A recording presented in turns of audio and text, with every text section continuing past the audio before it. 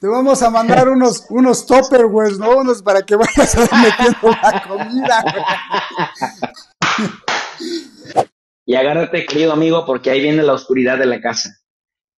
Es la superpotencia del mundo, acertadamente lo dijiste al inicio del programa. Estados Unidos ocupa el lugar número 36.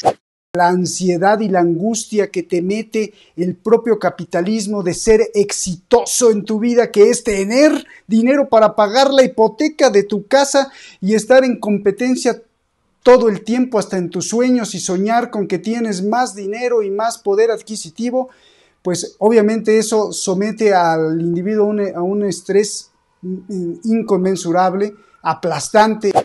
Mira, Roberto, yo por eso, mejor en casa. Se respiran entre 150,000 y 200,000 millones de dólares cada año en el consumo de drogas. Te voy a pedir un gran favor. Guárdanos unos pedacitos de hamburguesa, que la que no, pues dices que te sean, tráenos unas papitas por lo menos.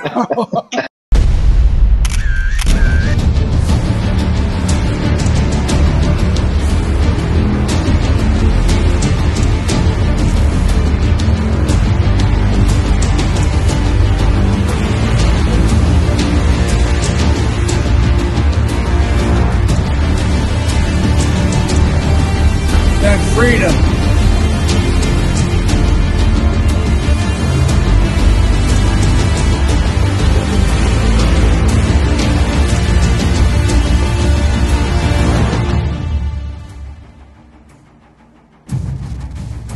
Estados Unidos es una de las potencias más grandes del mundo, para muchos todavía la más grande del mundo, con grandes armas nucleares, con grandes ejércitos, con alta tecnología, con muchas cosas que muchos otros países quisieran, entre comillas, tener, porque hay una gran infraestructura militar, de poder. El dólar pues sigue siendo hegemónico en las transacciones, aunque cada vez menos, pero tiene un peso muy grande en el mundo. Y los Estados Unidos pues prácticamente están insertos en esa lista de los países más avanzados del mundo, pero cuida a su gente, cuida a su pueblo, cuida los programas médicos, sociales, atiende bien a las sociedades que están dentro de Estados Unidos. El pueblo de Estados Unidos se siente bien de ser una de las grandes, o si no, la más gran potencia del mundo. Hoy tenemos una sorpresa. El profe de RI, el doctor Jesús López Almejo, pues dejó el estudio y su estudio y anda en las calles de Estados Unidos, recorriendo, observando, registrando muchas de las tesis y de las hipótesis que hace en su programa y que también nosotros hacemos aquí en Detrás de la Razón. Entonces vamos a tenerlo a él para que detrás de las calles de Estados Unidos nos diga qué es lo que está viendo. Soy Roberto de la Madrid y esto es lo que siempre ha sido suyo. Detrás de la Razón. Comenzamos.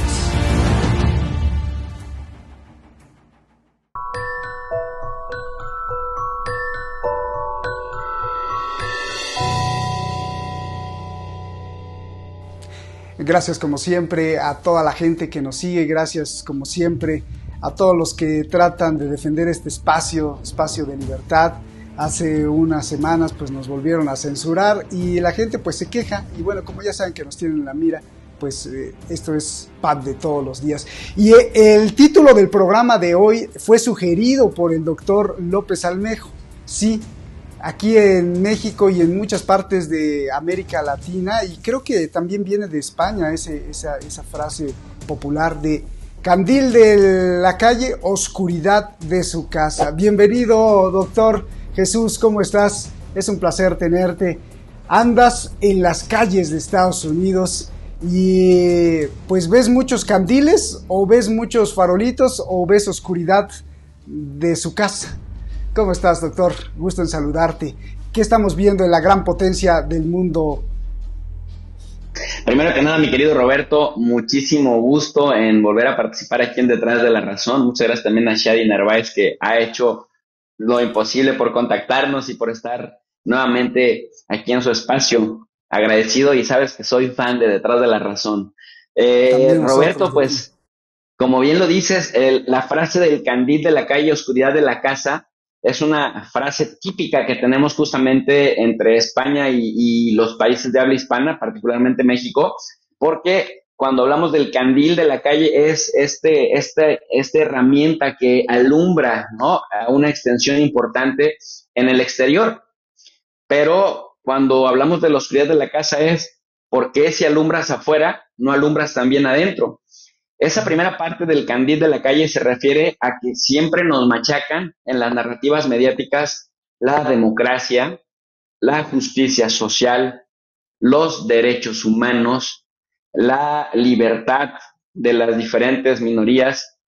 Y bueno, por ejemplo, ahora ves que se ha vuelto en el mes de junio una política casi de Estado, la bandera del orgullo, y junio se dedica justamente a recordar a la gente la importancia de los derechos humanos. Cuando pensamos entonces en que si desde Estados Unidos sancionan a los países que no se ajustan a sus propias normas en materia de elecciones, que no se ajustan a sus propias normas en materia de lo que la libertad de expresión debería significar, la libertad de religión, e incluso lo sancionan, y en el nombre de la democracia, querido Roberto, tú lo sabes mejor que yo, han invadido países y han destrozado el tejido social, por mencionar dos casos recientes, entre muchos otros, Afganistán e Irak, que son los que tenemos más frescos. Pero si seguimos con Libia, con Siria, con Yemen, y lo que han intentado hacer en contra de Irán, en contra de Venezuela, en contra de Cuba, y de todo aquel que no se ciñe a sus parámetros, por ejemplo, en Estados Unidos se refieren a Vladimir Putin como el tirano o el dictador. Cuando ves que muchos de sus congresistas llevan en el cargo 30 años, muchos de sus senadores tienen 40 años también en el cargo, y sigues viendo que en la Corte Suprema, en el Tribunal Supremo de Justicia, los cargos son vitalicios, pero además también de los nueve ministros, 8 son mayores de 60 años. Ves que el presidente es Joe Biden, más de 80, y el otro, la alternativa, la alternancia joven, la sangre nueva, es Donald Trump, que también es otro octogenario. Y luego, si volteas a ver quiénes podrían competir contra ellos, tienes a Bernie Sanders, que tiene como 84 años de edad. Es decir, candil de la calle se refiere a que todo esto, todo este tema de la democracia, la libertad de expresión, tendría que ser un hecho materializable, palpable. En la teoría está por ahí, pero ya en la práctica, por ejemplo, esto que estamos viendo en pantalla, nos habla mucho de la segunda parte del término, de la oscuridad de la casa, porque hay estas estructuras de reparto desigual de la riqueza y de falta de acceso a las oportunidades que con políticas públicas adecuadas, contextualizadas, matizadas, podría combatirse esto que vemos en pantalla. Mira, Roberto, ayer, bueno, el 10 o el 10 de junio se publica por esta asociación Oxfam America, un trabajo que se llama Donde el trabajo duro no dé resultado, un estudio que arroja una encuesta bastante relevante y un análisis profundo de los 38 países de la OCDE. La OCDE, esta organización de cooperación y desarrollo económicos, en donde se encuentran estudiados, analizados las principales economías del mundo. De 38 países se revisan 56 políticas en materia de protección a los trabajadores, en políticas salariales y en derechos de sindicación. Y agárrate, querido amigo, porque ahí viene la oscuridad de la casa. Es la superpotencia del mundo, acertadamente lo dijiste al inicio del programa, pero la superpotencia del mundo, de los 38 países de la OCDE analizados por Oxfam, en este trabajo que se intitula Donde el trabajo duro no dé resultados, Estados Unidos ocupa el lugar número 36 en materia de políticas salariales, lo cual significa que el capitalismo en este país es verdaderamente salvaje. Ocupa el lugar número 38 de 38, es decir, el último lugar en materia de protección de trabajadores, y ocupa el lugar 32 en derechos de sindicación. De tal suerte, pues, que, Roberto, en este país, una enfermedad te puede llevar a la quiebra, te puede llevar a la ruina. En este país, el despido injustificado se podría justificar por el hecho de que te digan, pues se acabó la chamba, ya no te vamos a contratar y no hay un sindicato, y si los hay, de pronto los sindicatos están más del lado del jefe que del lado del trabajador, y los trabajadores dicen, ¿y entonces por qué durante tantos años me estuviste cobrando una cuota de colaboración, de cooperación, si al final de cuentas, al momento que estoy demostrando un despido injustificado, terminas justificando al patrón? Por eso está en los últimos lugares en protección de sindicación, y porque además muchísimos trabajadores no forman parte de sindicatos, sobre todo los trabajadores migrantes indocumentados.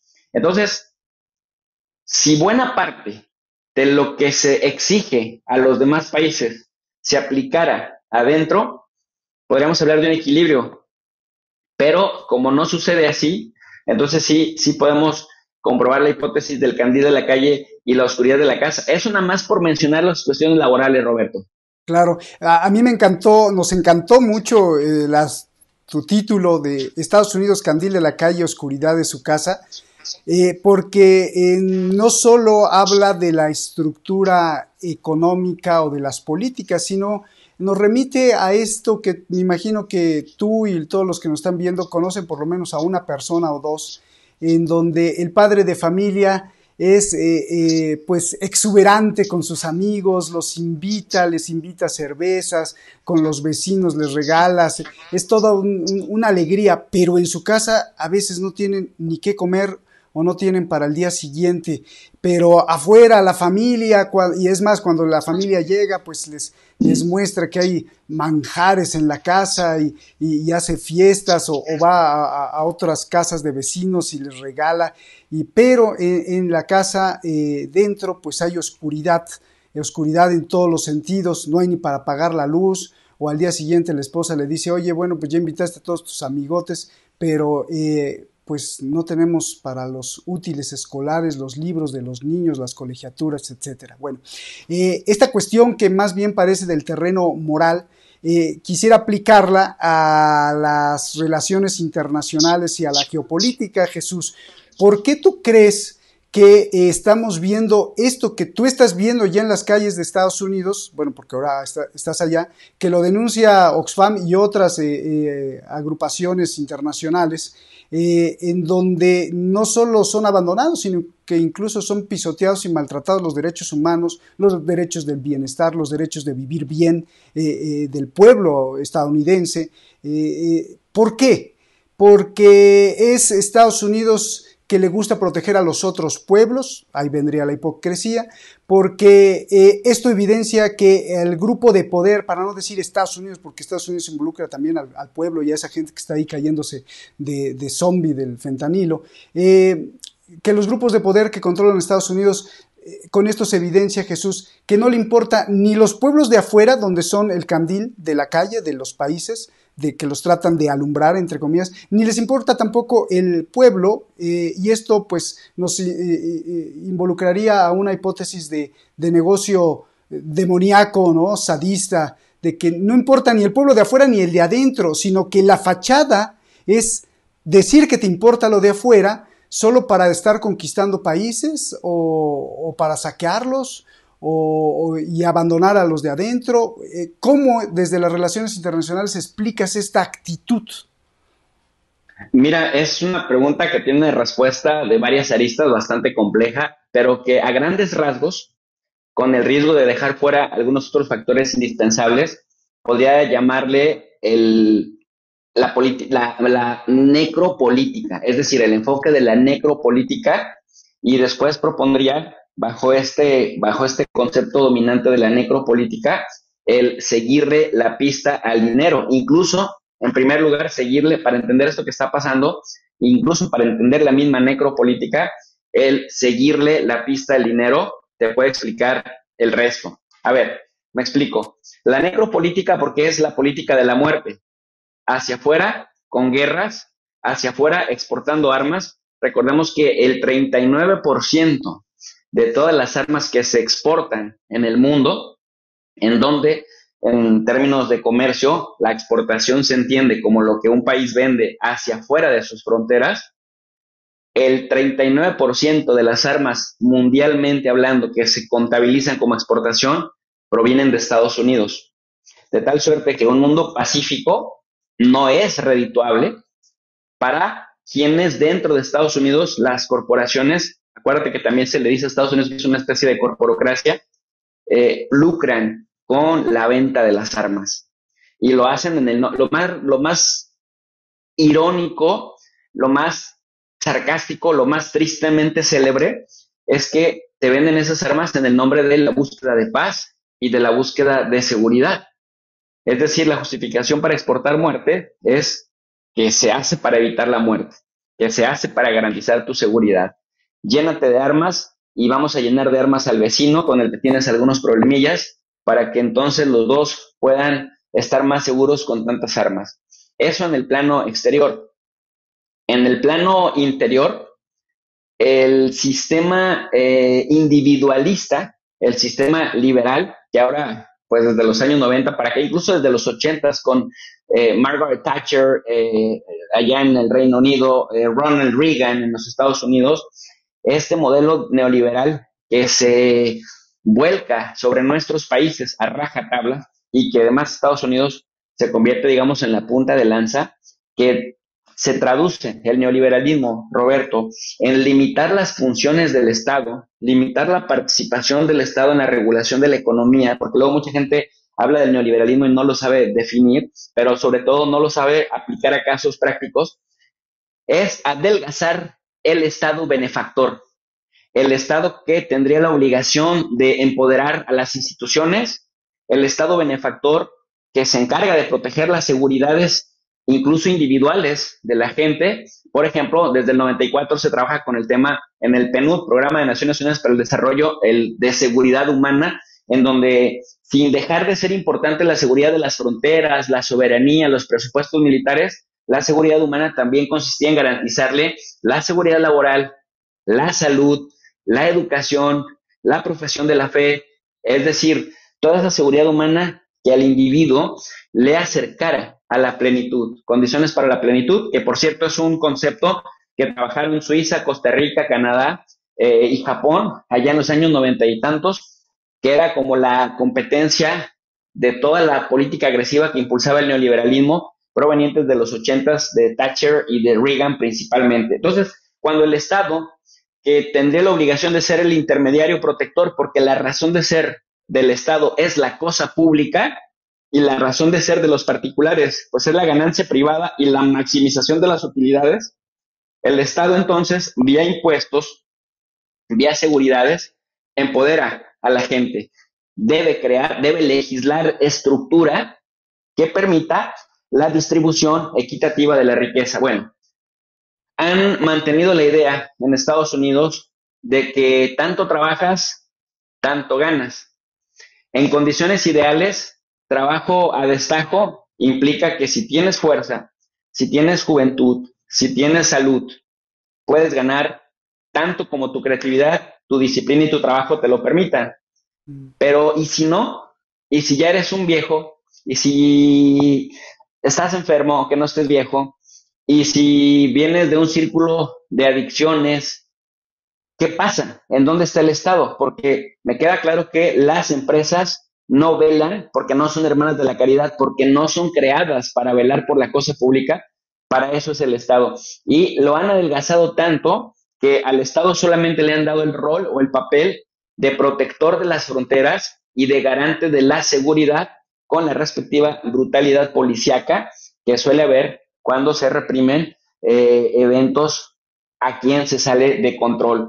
Y en ese sentido, Roberto, pues vemos a mucha gente con hipotecas impagables, a gente que se enferma y que se van a la ruina y que luego tienen que hipotecar sus casas y que luego terminan perdiéndolas.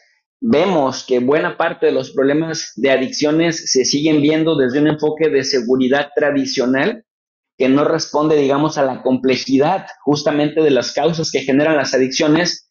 Y ese es otro tema, Roberto.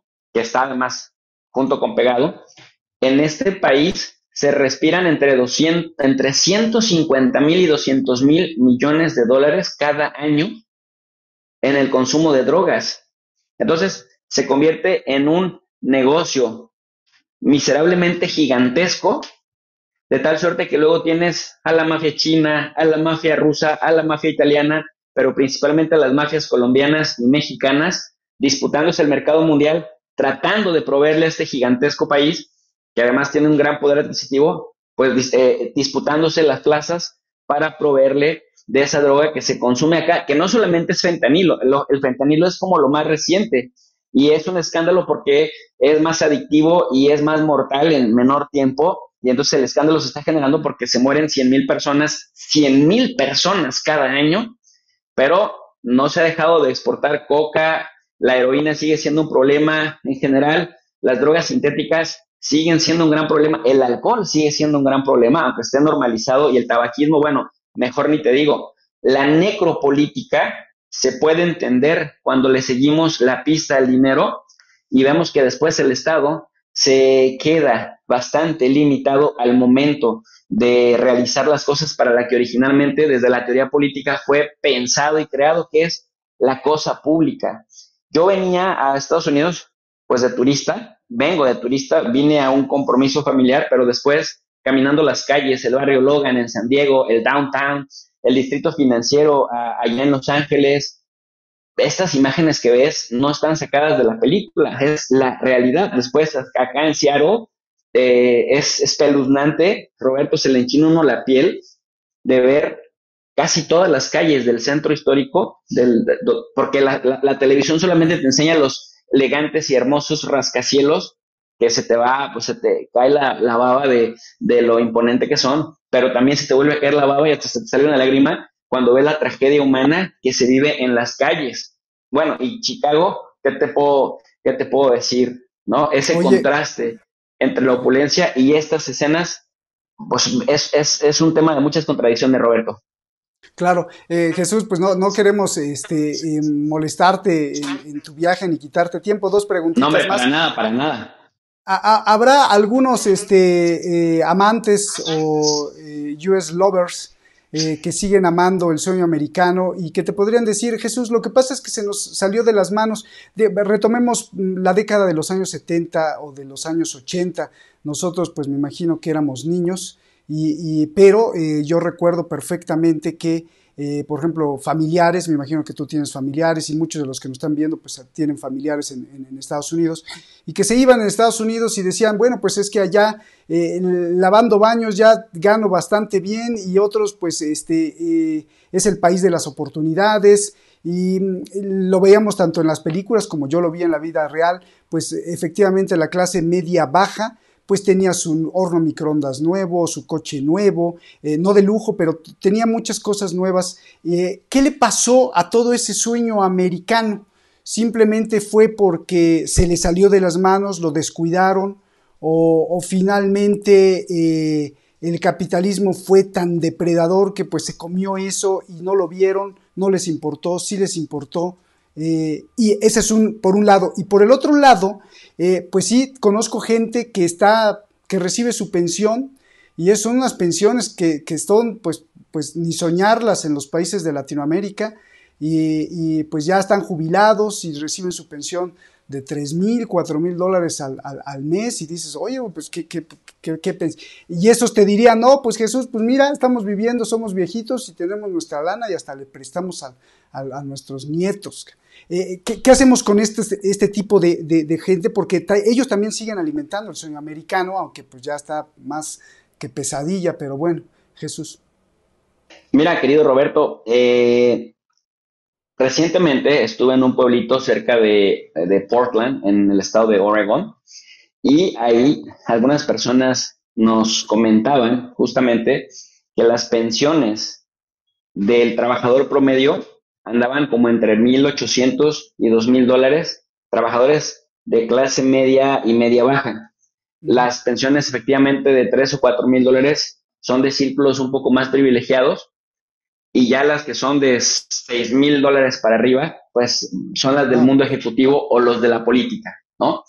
Pero Roberto, incluso esas pensiones acá en Estados Unidos ya no les sirven ni siquiera para pagar una renta. Mi esposa Sonia y mi madre fueron recientemente a Israel, ya sabes, al concepto de la Tierra Santa, Jerusalén, Hebrón, Jericó, etcétera, y se encontraban a turistas estadounidenses que les platicaban, ya señores mayores de 60, que les platicaban que ellos mejor preferían irse a viajar, porque viajando, por el tipo de cambio, Gastar. les era más barata la vida pagando Airbnb, pagando hostal y pagando hoteles. Dice, eso sí, nos quedamos un mes, 2 meses y luego a Costa Rica y luego para Colombia y luego otros 2 meses en México. O sea, ya es un turismo. Y hay gente que lleva incluso 3 o 4 años viajando.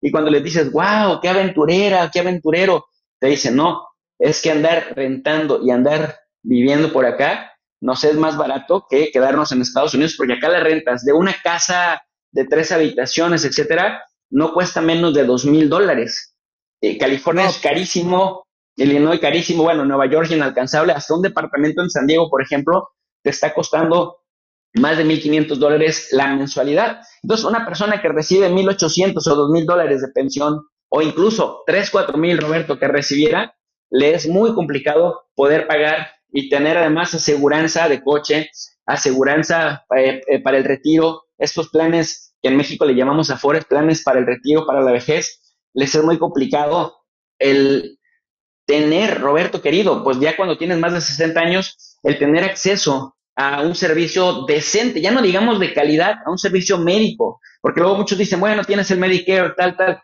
pero te cubre ciertas cosas. Si caes en desgracia de una enfermedad crónica que además sea agresiva, tienes de 3 escenarios: o morirte con el dolor que eso significa, físico y espiritual, quedarte en la calle porque se te acaba el ahorro que hayas construido durante toda tu vida, de plano, o de plano regresarte para tu país. Pero si luego en tu país, desde que te desconectaste hace tiempo, pues no tienes ya una base de capital social, se vuelve muy, muy oscuro el panorama. Ahora, las personas mismas de acá de Estados Unidos, los que no son migrantes, te dicen, nosotros preferimos migrar ya como pensionados o como jubilados a un claro. país en donde los costos fijos sean menores, porque de plano aquí nos comen la pensión, y como muchos ya no tuvieron hijos o los hijos ya están completamente desconectados y su capital social, que esa es otra cosa del liberalismo salvaje, Roberto. Todavía en países como el nuestro, México, en América Latina en general, la familia sigue siendo muy importante, uno de los principales canales de que te proveen capital social. Para la gente que no está tan familiarizada con estos conceptos, hablar de capital social significa de la construcción de redes de autoprotección, el Claro. amigo, el compadre, la familia, mis hermanos, etc. Pero ¿qué Tu, pasa, tu Roberto? mamá te presta, si estás en apoyos, tu mamá, tu tía te prestan, tu hermano y pues construyes, ¿no? Pero allá, Eso en la cultura anglo no sucede. Lo están apenas empezando a replicar las culturas asiáticas y las culturas latinoamericanas con estos círculos, estas redes de autoprotección de la sociedad. Pero desde el Estado y desde el mundo empresarial, esa praxis anglosajona es inexistente. ¿Y qué pasa, querido amigo?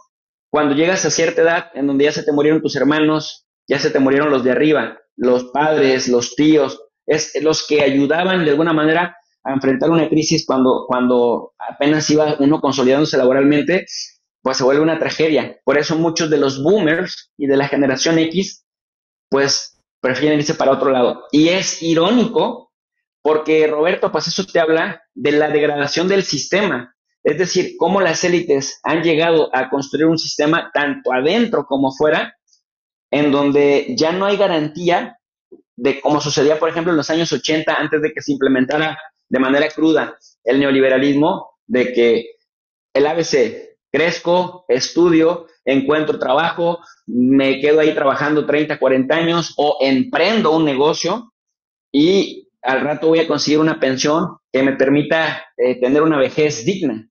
De eso me parece que estuviéramos hablando de algo que sucedió hace muchísimas décadas y que probablemente sea difícil regresar a ellas. oye Jesús, me imagino que las decenas de champús, un indicador que me llamó la atención de niño, pero que después ya en la época de estudiante lo empecé a analizar, era que pues en la casa, por ejemplo, de algún amigo en Estados Unidos o de algún familiar, pues yo veía que tenían como 20 marcas diferentes de champú para bañarse, ¿no? Pero estoy hablando de 1980, 1970 finales. Y tenían muchas posibilidades. Me imagino que para rematar esta pregunta es que fue el capitalismo depredador que se tragó todo eso y ahora pues ya no les alcanza ni para tener el champú, ¿no? Fíjate, Roberto, quisiera volver aquí a Carlos Marx, aunque yo sé que a mucha gente se le enchina la piel y se quiere vomitar, porque si hay alguien que tiene mucha propaganda en contra, es Carlos Marx y el pensamiento marxista, pero mucha gente lo odia porque no lo comprende y porque desde la prensa derechista dominante te han enseñado a odiar el marxismo sin conocerlo. Pero dicen en la academia, bueno, decimos en la academia, que es válido un teórico o es válida una teoría que siga vigente en virtud y en razón de que sus premisas te siguen explicando de manera sistemática una realidad particular, porque de hecho de ahí viene la validez de la teoría. Mucha gente se aburre cuando decimos la teoría o la metodología o el enfoque teórico, pero es nada más recordarle a la gente que llevamos tantos años como especie pensante que las teorías nos ahorran mucho tiempo, puesto que somos diminutos en tiempo y espacio y la vida no nos alcanzaría para ser expertos en todos los temas, en todos los ámbitos de la vida, que las teorías nos ahorran muchísimo tiempo porque te sistematizan la realidad y te explican causalidades, correlaciones, frecuencias. Por eso es bastante hermosa la teoría. Bueno, Marx decía que se le podía llamar capitalista a un sistema que aglutinaba el capital en pocas manos. Para aglutinar el capital en pocas manos, ahora que mencionas la palabra capitalismo depredador, es que se han ido creando estructuras cada vez más impositivas, es decir, de que te imponen cosas, de que te imponen prácticas que le facilitan a los dueños del capital concentrar más capital. Por ejemplo, Roberto, voy a poner una estructura que parecería muy simplista, pero mira, el tema de la guerra en Ucrania, cómo a partir de que Rusia invade Ucrania, pero desde el 2014 que se está armando al ejército ucraniano, desde el 2014 que se callan las muertes de personas en el Donbass por ataques de Kiev, y ahora que revienta la guerra, entonces ahora sí los países de la OTAN reaccionan y dicen, sí, tenemos ahora sí que obedecer a Estados Unidos esto de pagar el 2% de equivalente a nuestro Producto Interno Bruto en gasto militar. Y entonces tú te preguntas, ¿a quién hay que comprarle todas esas armas que se van a requerir? El insumo, la artillería, los uniformes, etcétera, etcétera, etcétera. Toda la logística militarista para alcanzar a gastar el 2% equivalente a nuestro Producto Interno Bruto, que es el indicador que mide el crecimiento y la productividad de la economía dentro de ciertas fronteras. O sea, millonadas. Pues cuando tú revisas cuáles son las empresas que están en el top como las principales comercializadoras de armamento, te das cuenta que por lo menos 6 o 7 son estadounidenses. Entonces, ¿a quién le conviene una situación caótica? Pues síguele la pista al dinero y obtendrás las respuestas. En materia de capitalismo interno, los patrones, cuando te hablan de recibir incentivos fiscales, significa que ese 1%, Roberto, que es dueño del 40% de todas estas estructuras que sirven para mover la economía, significa que esos incentivos fiscales que les van a hacer devoluciones de sus impuestos al final del año fiscal o no les van a cobrar en proporción a sus ganancias, de tal suerte que quienes somos pagadores de impuestos cautivos, cuando el Estado eleva los impuestos, cuando te eleva el porcentaje de impuestos que tienes que pagar, significa que como tú no eres parte de ese 1%, vas a tener que vivir medio ahorcado con tus impuestos, es decir, con menos capacidad de gasto, pero luego resulta que a los dueños de los medios de producción se les van a hacer los incentivos fiscales para que de sus ganancias pues no tengan que regresarle al fisco, ¿no? A la cosa pública ese dinero que también tendrían que estar pagando, de tal suerte que nuevamente vemos la concentración de capital en pocas manos. Ahora, cuando se acaban las protecciones salariales, las protecciones laborales, las seguridades sociales, significa también pérdida para el individuo, pero ganancia para esos dueños de los medios de producción que se aprovechan de tu plusvalía, es decir, el valor que generas como trabajador después de la inversión que se te hizo en tu trabajo, que generalmente se dice que con el 20% de tu trabajo has alcanzado lo que invirtieron en ti tus patrones o los jefes, y el otro 80% termina siendo la ganancia de esos dueños de los medios de producción. Entonces, cuando hablamos del capitalismo salvaje, cuando hablamos del capitalismo depredador, es que se acaban las pocas conquistas sociales o se van debilitando que se habían logrado durante el siglo XX y parte de lo que llamamos del siglo XXI, y entonces regresamos nuevamente a ti, individuo, y tu soledad para enfrentar el sistema laboral que en condiciones ideales te da cierto margen de maniobra, pero en condiciones reales el individuo enfermo, el individuo con probables adicciones, el individuo con altibajos, no estará ahí esa herramienta llamada Estado que te respalde para que puedas seguir adelante. Y nuevamente le seguimos la pista al dinero, pues quien termina beneficiándose es el dueño de los medios de producción, porque te explota cuando puede ser explotable, pero luego te corre y te dice, hay 20 como tú que puedan hacer tu trabajo, y solo te reemplazan, y ya no hacerse cargo de ti y tus necesidades generadas por el trabajo que desarrollaste durante un tiempo para ese patrón que te despide finalmente. Eso se ve Claro. muchísimo por millones de ejemplos en Estados Unidos también. Pues gracias, gracias doctor por explicarnos, gracias Jesús. Permíteme esta hipótesis, porque muchos nos dirán, a ver Roberto, a ver Jesús, sobre todo tú que estás allá, pero eso qué tiene que ver con que la gente se drogue, se mete drogas y se abandone, y es que es el individuo que no quiere. Y pues sí, yo creo que no, que tiene muchísimo que ver con lo que tú dices, y además con la idea del capitalismo depredador, aunque parezca mentira para muchos que no lo quieran creer. Yo me acuerdo en uno de los viajes que hice en el 2005 o 2008, más o menos por ahí, había, sobre todo hacia el norte de Estados Unidos, en las carreteras, una como epidemia de anuncios espectaculares, y me quedaba sorprendido porque en México nunca había visto un anuncio espectacular, o sea, de los billboards que anuncian cosas, compre casas o pida créditos, lo que sea. Pues allá veía por todos lados anuncios de antidepresivos, tome su antidepresivo, y entonces me quedé reflexionando y dije, bueno, pero ¿por qué? Y pues aquí tiene mucho que ver con todo lo que estás diciendo, Jesús, la desesperanza, la ansiedad y la angustia que te mete el propio capitalismo de ser exitoso en tu vida, que es tener dinero para pagar la hipoteca de tu casa y estar en competencia todo el tiempo, hasta en tus sueños, y soñar con que tienes más dinero y más poder adquisitivo. Pues obviamente eso somete al individuo a un estrés inconmensurable, aplastante, y luego cuando no hay trabajo, cuando no hay un sistema del Estado que te protege, pues la desesperanza la tienes que convertir en algo. ¿Y de dónde te agarras? Pues del alcohol, de las drogas, del fentanilo, y creo que está íntimamente ligado esta presión inhumana del capitalismo depredador, y que pues este es el resultado que estamos viendo. Si estoy mal, me corriges, Jesús.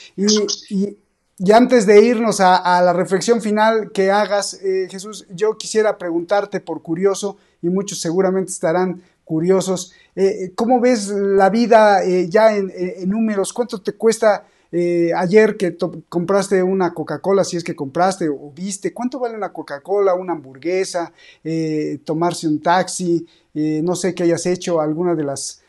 ¿cuánto cuesta, no sé, meterte a una tienda y comprar algo?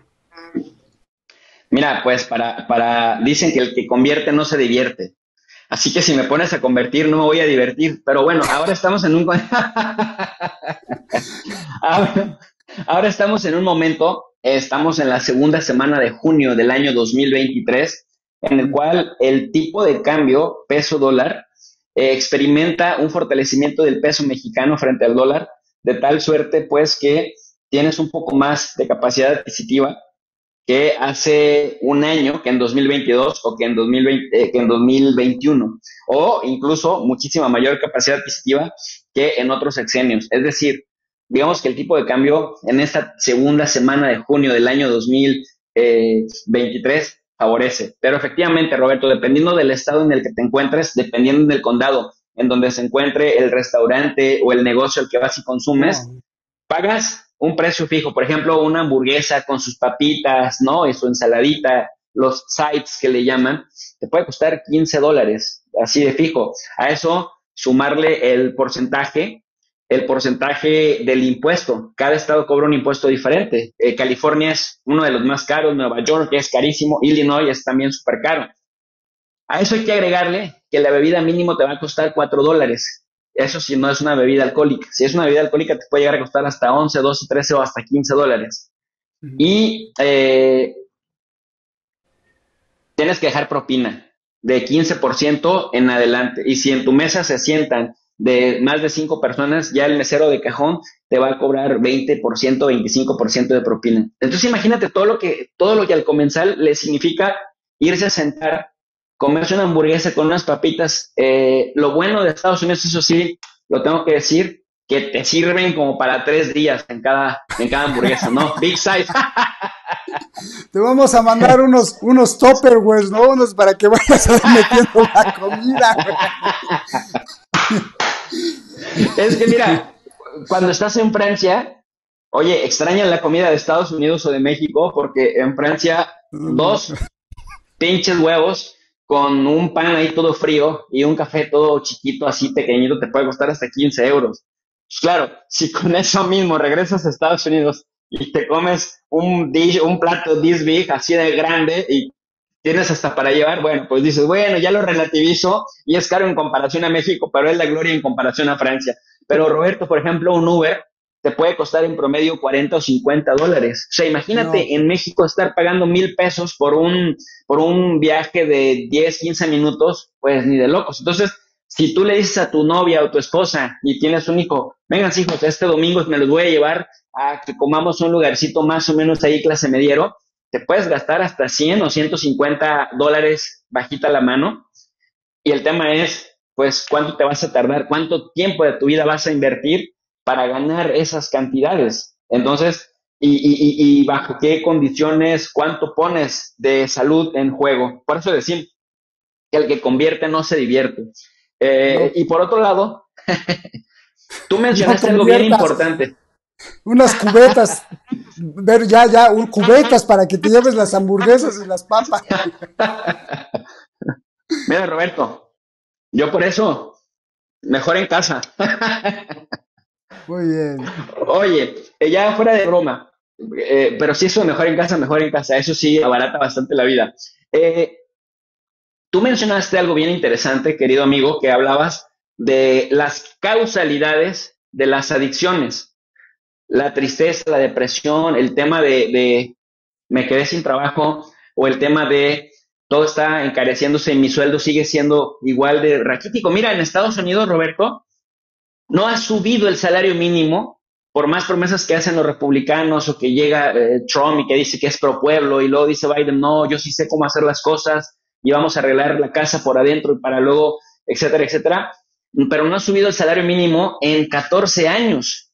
De pronto en algunos estados, ¿no? En donde son proveedores de servicios, bueno, va, pero en los estados en donde son productores de la materia prima, definitivamente es muchísimo, muy difícil que una persona vea que incrementa su salario a menos que hagan el overtime, ¿no? A menos que hagan horas extras, etcétera, etcétera. Y en algunos casos ya no las están pagando.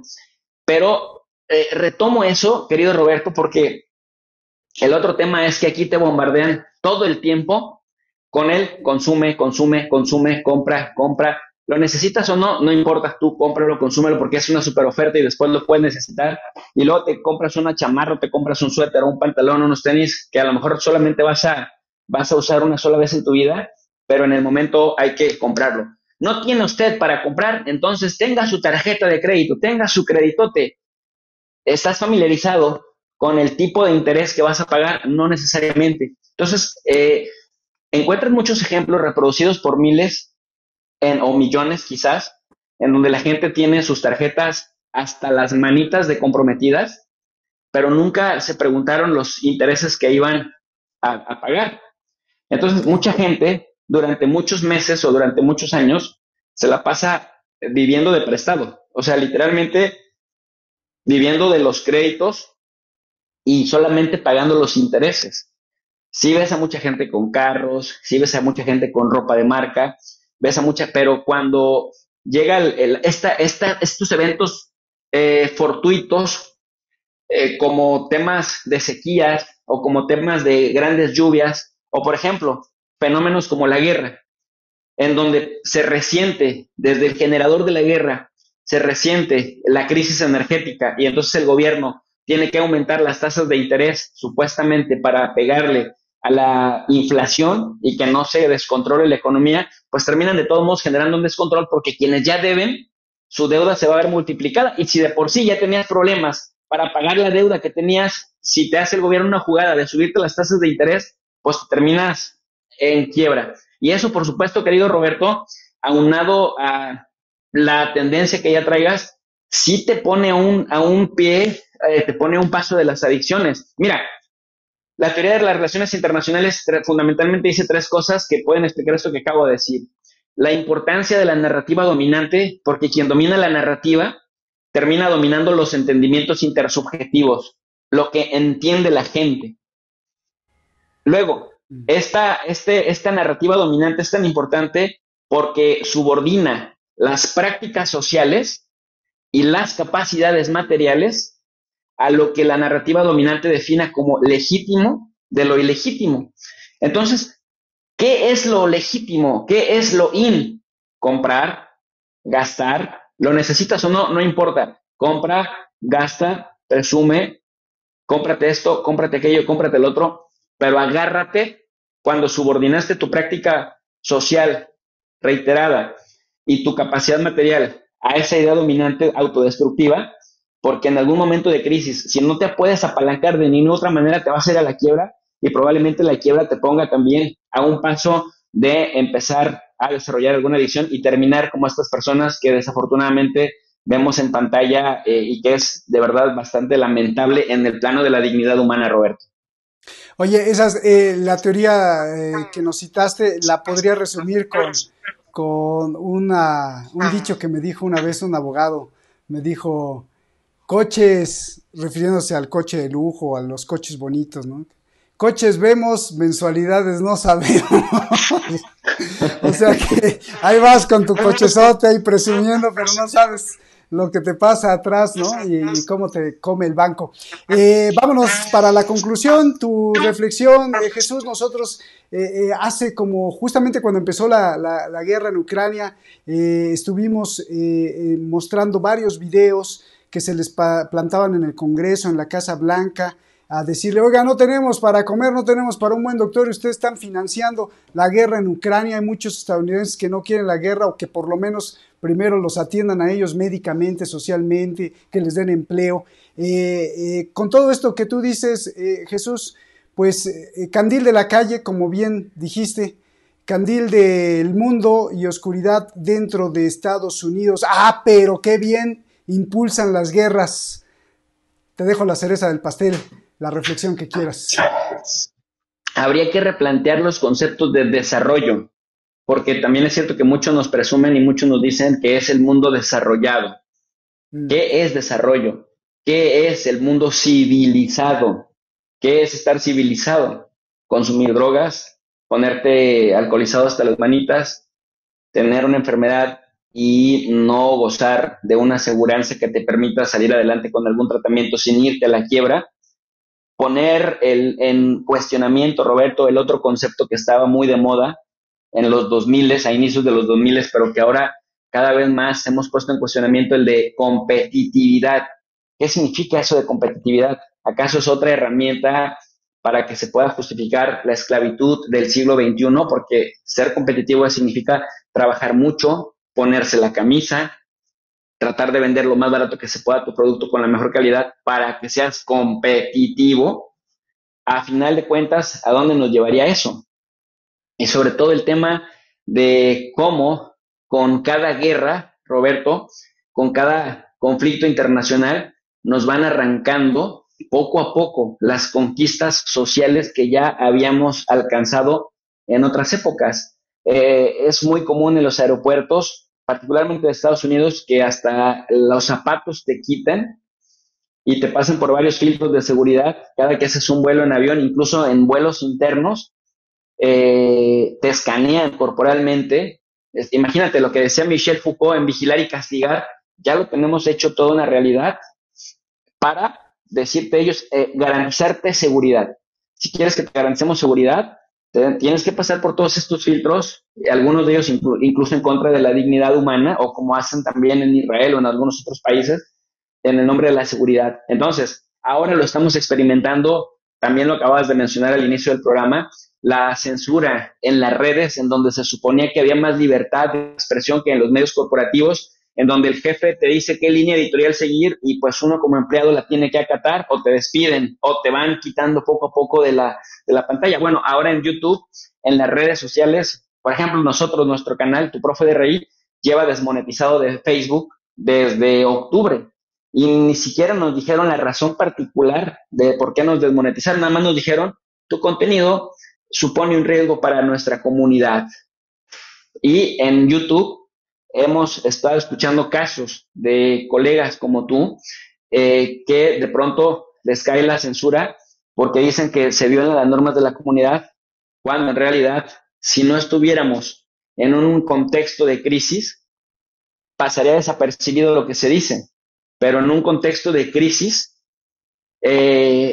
se justifica cualquier tipo de censura en el nombre de la seguridad. Decían otros dos autores bien interesantes que Peter Katzenstein, otro teórico del constructivismo social, de estos que sostienen que la realidad se construye colectivamente, que a esto se le conocía como el Protean Power, ¿no? El poder proteano, en donde la incertidumbre permite a los grupos de poder ultrajarte de tal manera porque en momentos de incertidumbre actúas, te comportas de forma tan irracional como no lo harías en un contexto de tranquilidad en donde tienes más tiempo para jalar aire y para reflexionar antes de actuar, querido Roberto. Por eso hay que poner en cuestionamiento lo que nos está pasando y no normalizarlo, ni en Estados Unidos ni en ninguna parte del mundo, incluido México. Así debe ser, pues Ole, muchísimas gracias. Aunado a tu denuncia, también tenemos casi un mes sin poder subir videos en Facebook y no nos dicen la razón, seguramente que somos peligrosos. Abrazos, querido Jesús. Por favor, te voy a pedir un gran favor. Guárdanos unos pedacitos de hamburguesa, que la que no pues, dices que te hicieron. Tráenos unas papitas, por lo menos. Abrazos, si no, no pues, balazos. Ya sabes que sales con Itacate. Aquí en México, Itacate es que cuando vas a una comida, ya sea restaurante o la casa de un amigo, te llevas tus botecitos porque va a sobrar comida. Entonces, te mandamos para el Itacate. Hermano Jesús, un abrazo muy querido. Gracias por tu explicación. Gracias por ser candil del conocimiento, que de eso se trata, de abarcar pues todo lo que podamos con el nivel de conciencia. Y bueno, estoy riendo, es que te imagino ahí, ¿no? O sea, guardando tus cositas y las papitas. Ay, esas papitas, qué ricas. Bueno, ahí nos vemos, Jesús. Un abrazote gigante. Gracias por vernos. A usted, abrazo que fuerte. nos ves. Gracias, Jesús. Y abrazos a Sonia, por favor, con mucho respeto a toda la familia. Gracias, amigo. Gracias, abrazos. Nos vemos. Y a usted, muchísimas gracias. A ti que nos ve, muchísimas gracias. Hasta la próxima.